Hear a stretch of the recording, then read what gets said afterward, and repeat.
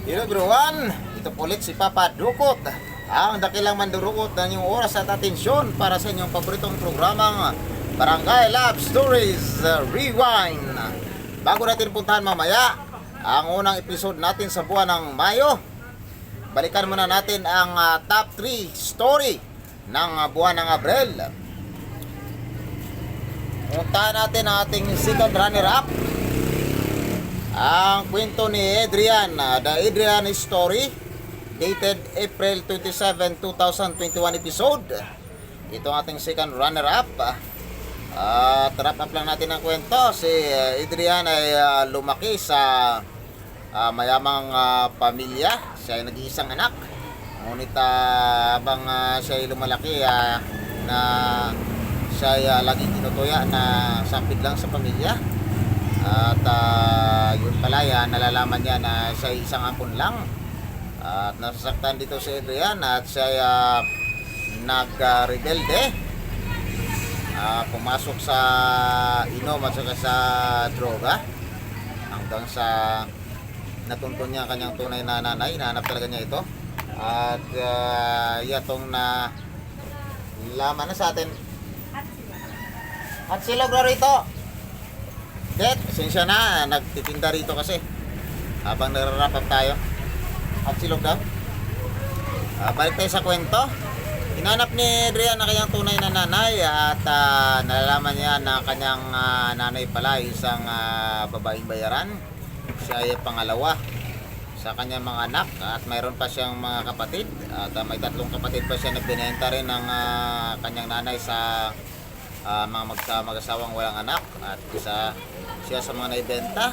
At maswerte naman na ang nakabili sa kanya ay isang mayaman na mag-asawa. At doon nang magkasakit ang ampon kay Adrian at sinugod sa ospital. At doon niya na-realize na maswerte pa rin talaga siya. Kahit ampun lang siya, at maswerte pa rin siya kasi nalagaan siya ng kanyang nag-ampun sa kanya na ito rin siya bilang isang tunay na anak. At natauhan itong si Adrian, humingi siya ng sorry sa kanyang mga kinikilalang magulang. At tinapos bumalik siya sa pag-aaral niya at ngayon ay malapit na siyang maging isang ganap na doktor. Yan ang kwento ni Adrian Story, #Bilis Rewind Sampid, dated April 27, 2021 episode. Yan ang ating second runner-up. Puntahan natin ang ating first runner-up. Ito ay isang makapagbagdaming kwento.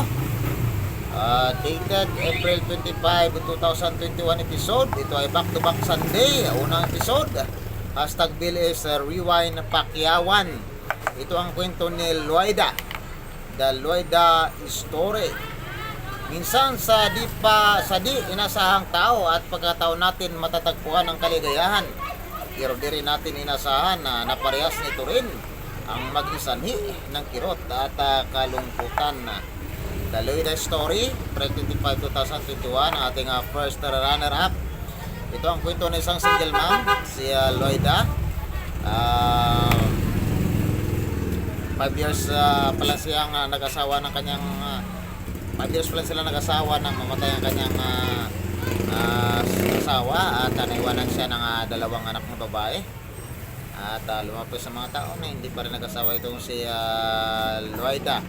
19 years old na kanyang panganay at biglang in love itong si Mami Loida sa isang medyo bata sa kanya. Pinakilala niya ito sa kanyang mga anak at medyo isang ayon ng mga anak sa kanyang pag-aasawang muli. Maging matabang ang naging pagtanggap ng kanyang mga anak sa kanyang lover. Megs, naggumawa ko ng video rito. Wala na, sira na. Isa na at medyo nagtitinda tayo dito. Ngayon nangyari ay inuwi ni Mami Loida itong kanyang lover sa kanyang bahay at naglibin na. Naging matabang ang tanggap ng kanyang mga anak, lalo ng kanyang panganay na dalaga na, 19 years old na. At gumawa pa rin ng paraan si Mami Loida para mapalapit sa kanyang mga anak, ang kanyang kinakasama. At ang nangyari ay lumabis naman ang pagkalapit ng kanyang kinakasama at nagkagihan itong kanyang panganay na anak at ang kanyang living partner, at minsan nahuli niya ito sa kanyang silid na naglalambingan. At doon ay talaga nasaktan itong ating si Mami Loida. At ang naging masakit pa ay nabuntis nito. Nabuntis ng kanyang kinakasama, kanyang panganay na anak. At na-stroke to si Mami Loida dahil sa sama ng loob. At nang kinausap niya itong kanyang panganay na anak at nakiusap to sa kanya na mahal niya itong kanyang living partner, at walang nagawa ito si Mami Loida kundi ang magparaya bilang isang ina. Siya naman itong nagparaya at kinakasal niya itong kanyang living partner at kanyang panganay na anak. Anong sabi mo? At parang makaiwas sa mga kwento-kwento ng mga kapitbahay ay inaluwas niya ito sa probinsya at doon na nanirahan. At itong si Mami Loida ay naiiwang luwaan at nagdaramdam pa rin sa nangyayari sa kanya. At yan ang ating first runner up, isang masakit, Anong ginawa mo? marubdob na damdaming kwento ni Loida. The Loida is story.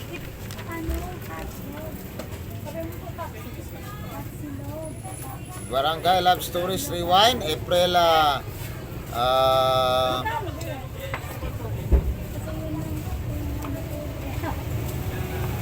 yan ay dated April 27, 2021. Episode natin Billy's Rewinds.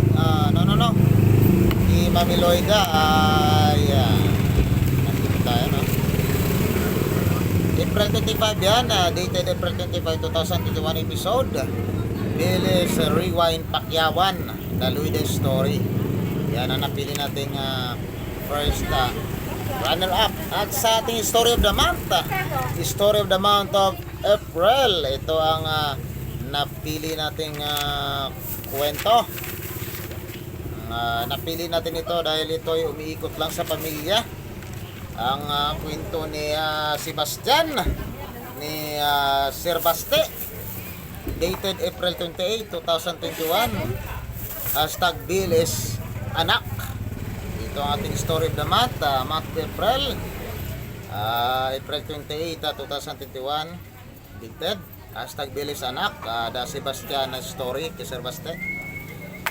Ang sakit sa puso pag ang mahal mo sa buhay ay tuluyang nawalay na maalam. Pero ang masakit dito ay ang masisisi ka sa kasalanang wala kang kaalam-alam. Napakasakit na kwento ito mga kaibigan.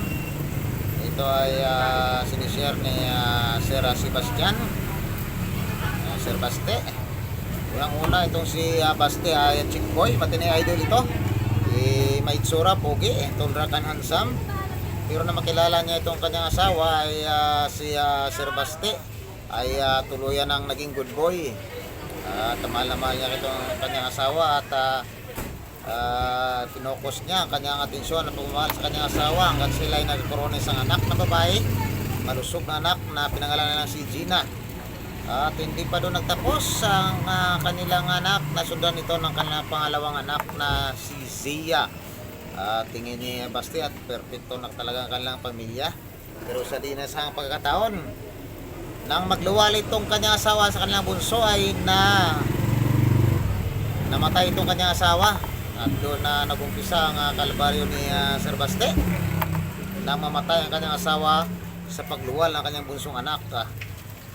Ngunit ay sumumpa itong si Baste na alagaan niya ang kanilang dalawang anak na siya natirang alaala niya sa kanyang namaalam na asawa. At tinupad naman ni Baste ang kanyang promise sa kanyang namatay na asawa. Lumaki ang kanyang mga anak na mabait. 10 taon na nagdaan at hindi pa rin naisipang mag-asawa ni Baste. itinuunan na kanyang atensyon sa pag-alaga ng kanyang dalawang anak. Ang kanyang panganay na si Gina ay lumaking matalino, top 1 mula elementary hanggang high school. At ito pa ay active pa sa mga extracurricular activities, lalo na sa larong volleyball player ito, isang varsity. Ang kanyang anak na si Gina. Kabaligtaran naman ang kanyang anak, bunsong anak na si Zia. Dahil ito ay lumaki na medyo lampa at mahina sa academic. Para ito ay makasabay, ay kinukumuha si Basti ng private tutor para sa kanyang bunsong anak. At maliban pa dyan, siya ay tinutulungan ng kanyang ate para makasabay siya sa school. Mga bunso talagang ganyan, medyo maghihinalig, ano? Lalo na pag medyo magaling yung ate. At yan ang naging kwento sa bahay ni Baste. Ang kanyang anak na panganay na si Gina nagbigay ng kulay sa kanilang bahay. Lalo na lumaki itong kanyang panganay na kamukhang kamukha ng kanyang mami. Kanyang namaalam na asawa. At hindi pa pala doon nagtapos ang kalbaryo ni Baste kung kailan siya medyo nakamubo na sa pagkamatay ng kanyang asawa.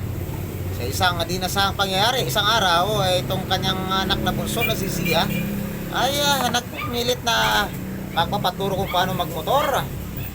At medyo busy nga sa paghanap po itong kanyang si Baste.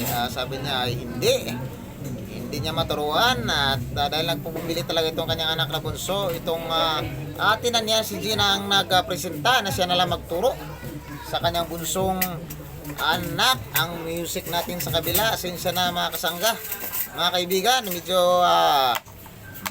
malakas ang music sa kabila. Sana narinig niyo pa rin ako. At doon na nga ang nangyayari.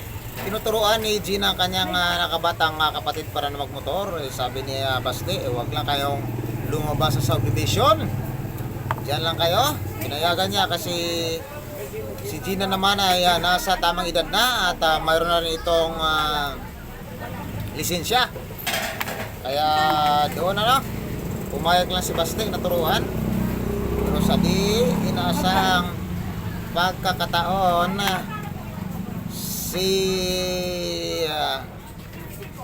sila ay lumabas ng subdivision. At ang nangyari, nahagip ngayon ng truck ang kanilang motor.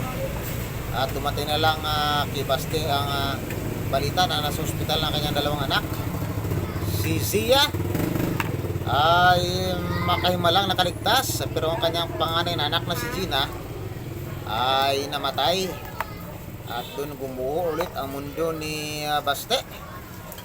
Kung kailan siya nakamubo na pagkamatay ng kanyang asawa, namatay naman ngayon ang kanyang panganay na anak na siya nagbigay ng kulay sa kanilang pamamahay. Dumaan ang isang taon at di pa rin nakamubo si Baste pagkamatay ng kanyang dalawang mahal sa buhay. At hindi niya mawala sa kanyang loob na sinisisi niya ang kanyang bunsong anak na si Zia. Si Zia ang naging dahilan kung bakit namatay ang kanyang asawa. At si Zia rin ang naging dahilan kung bakit namatay ang kanyang panganay na anak. Naging matabang ang pag-itungo ni Baste sa kanyang bunsong anak na si Zia. At hindi niya maiwasan, lagi niya itong nasisigawan itong makikita niya. Sa kabila ng matabang na pag-itungo ni Baste sa kanyang bunsong anak, si Zia naman ay unti-unting naging masipag sa gawaing bahay.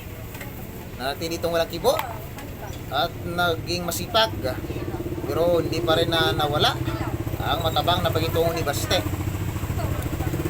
Ang dating lampang si Gina ay unti-unting naging masigasig, pati na sa pag-aaral, unting tumataas ang kanyang mga grades. At hindi pa rin ito na-appreciate ni Baste at ikumpara pa rin niya ito sa kanyang ate Gina na laging top 1 mula elementary hanggang high school. Tuluyang uminit. 2 taon na nakalipas, pero tuluyan pa rin mainit ang ulo ni Baste sa kanyang bunsong anak. Dahil hindi mawala sa kanyang kalubluban, ito ang dahilan kung bakit namatay ang kanyang asawa at ang panganay na anak. Hanggang isang araw ay may sorpresa sana ang kanyang anak sa kanya. Isa ay naging top 8 na sa kanyang school. Ngunit hindi naging masaya si Baste dito. Dahil ikumpara pa rin niya ito dahil top 1 ang kanyang panganay na anak. Sabi niya, ang ate mo nga top 1. Ikaw tapit lang, pinagmalaki mo pa. Hanggang ganun ang kwento. At dumating ang punto na ayaw nang makita ni Baste itong kanyang bunso. Dahil ayaw niya itong masigawan. Kaya umalis to ng bahay ng maaga at umuwi ng gabi na. Gusto niya umuwi na tulog na ang kanyang anak at tulog pa sa kanyang pag-alis. Kasi ayaw niya itong masigawan ng masigawan. Dumating ang panahon na nawala na trabaho ito si Baste dahil sa pandemya. At siya naging taong bahay na lang. At doon ay madalas na masigawan na niya itong kanyang anak kasi nasa bahay na siya lagi. At dumating pa ang punto na naging lulong sa alak itong si Baste. Dahil sa pangulila at sa sakit nararamdaman ay nalulong siya sa alak. At ang kanyang anak naman ay napilitang working student kasi ayaw huminto ito sa pag-aaral. Naging masigasig nito si Zia nanatiling walang imik at masigasig sa pag-aaral kahit pa naman sa tabang at saka di maganda pagito ng kanyang tatay. Nag-working student na lang ito kasi ayaw huminto sa pag-aaral. Bang si Baste naging lulong sa alak, nag-working student naman kanyang anak. At ito na ang tumugon sa kailang pangangailangan sa bahay, bayarin sa tubig at bayarin sa kuryente at pagkain na rin nila kasi wala ng trabaho ang kanyang tatay. At ang masakit pa ay sinisigawan nito si Zia kung wala siya may bigay na pang-alak sa kanyang tatay. Yun ang kwento. Naging matabang na pakikitungan sa kanyang anak at doon pa siya ngayon nakadepende habang nag-aaral. Pinapatuloy ng kanyang anak na bunso ang pag-aaral. Ang isang umaga, nagtataka itong si Baste, bakit maraming pagkain sa mesa? Ano nangyari? Gumising siyang sakit ang ulo dahil may hangover pa. Nagtataka siya bakit maraming pagkain sa mesa. Tinanong niya kanyang anak at hindi niya nalimutan niya birthday pala sa kanyang anak na bunso. At doon na sumama ang loob ng kanyang anak na bunso. At birthday ito ng anak at nais sanang isurpresa ng kanyang anak ang kanyang tatay. At sinabapan niya itong siya naging top 5 na sa kanilang school. Nag-graduate ito ng high school na top 5. At inasahan ng kanyang anak na bunso na may pagmalaki na siya ng kanyang tatay. Ngunit sabi niya kanyang tatay, ang iyong ate nga top 1, bakit di mo nagawa maging top 1? At doon na sumabog ang sama ng loob na naramdaman ni Zia. At sinabi sa kanyang tatay na hindi naman siya ganun kasing galing ng kanyang ate Gina, pero ginawa niya ang kanyang lahat na makakaya upang magawa nito may pagmalaki siya ng kanyang ama. At umiyak si Zia sa kanyang tatay sa sama ng loob na kanyang kinikimkim ng ilang taon. Sabi niya sa kanyang papa, hindi lang ikaw ang nawalan pa, nawalan din ako ng ina at kapatid. At hindi ko hiningi na ako ang dahilan ng kanilang pagkawala. Hindi ko yun hiningi, sabi niya. Pero kung gusto mo na pati ako mawala sa'yo, susunod na rin ako kina mama at kay ate. Baka yan lang ang paraan para may pagmalaki mo rin ako, para makikita mo ang aking halaga. At doon natauhan si Baste sa sinabi ng kanyang anak. Sabi niya, hindi na ako na kaya mabuhay pagpat ikaw ay mawala pa sa akin. At yun ang naging kwento napatawad ng tuluyan ni Baste itong kanyang bunsong anak at nakita niya ang ginawang pagsusumikap ng kanyang anak at humihingi siya ng tawad nito sa kanyang anak at nagpakatawaran sila sa isa't isa at naging magaan ang dibdib ni Sir Baste. At doon siya humugot ng lakas ngayon sa kanyang anak at siya ay tumayo muli sa kanyang paa. Siya nag-loan at nagtayo ng talyer sa kanilang harapan sa bahay kasi nga pandemya. Hindi na siya nag-apply ulit ng trabaho. Nagsarili lang siya, nagtayo ng kanilang sariling talyer. At ang kanyang bunsong anak naman ay sa kabila ng siya ay may bagong anak buhay na, hindi pa rin ito tumigil sa kanyang pagiging working student kasi gusto niya makatulong sa kanyang tatay. At kinuha niyang kurso ay pagiging engineer, kung ano ang kurso ng kanyang ate Gina. Kasi gusto niyang ituloy ang pangarap ng kanyang namatay na ate. At yan ang kwento natin, ang top story ng month ng April, isang makabagbag damdaming kwento. Ang kwento na sinishare sa atin ni Sebastian, si Sir Basti, the Sebastian story dated April 28, 2021. Ang ating top story of the month, ang kwento ni Sir Basti, isang makabagbag damdaming kwento, ano. Kung gusto niyang balikan, puntahan nyo lang April 28, 2021, hashtag Delis Anak, the Sebastian story. Kahit pa paano, kahit medyo madamdamin ang kwento, mayroong twist ito sa dulo, medyo mayroong happy ending. Kaya ito ang napili natin, ang story of the month. Yan lang. Ito yung lingkod, si Papa Dukot, ang dakilang mandurukot na yung oras at atensyon para sa inyong paboritong programa, Barangay Love Stories Rewind, para sa ating top story of the month of April. Balikan nyo lang kung gusto nyong masundan ang kwento. Hanggang mamaya sa nating unang episode ng month of May. At patuloy sana kayong magsubaybay. Hanggang sa muli. At thank you so much for tuning in to your favorite Riverbank Station, Welcome TV. And until to our next episode, Welcome TV is now signing off.